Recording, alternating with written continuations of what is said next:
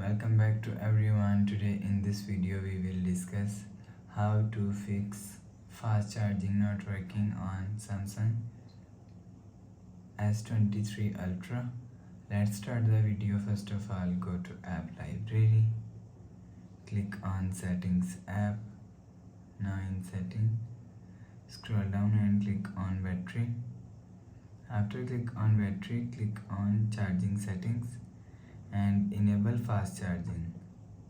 After enable fast charging, go back to home screen. You will see your problem is solved. But if it not solved, so check your charger. After check your charger, you will see your problem is solved.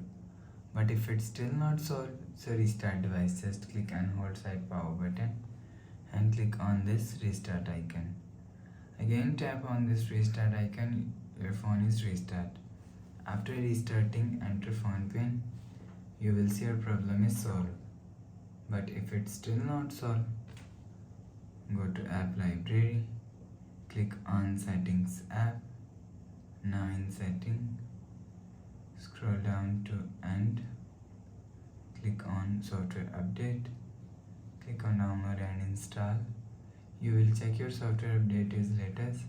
If it not latest, update your software latest. After update software latest, go back to home screen.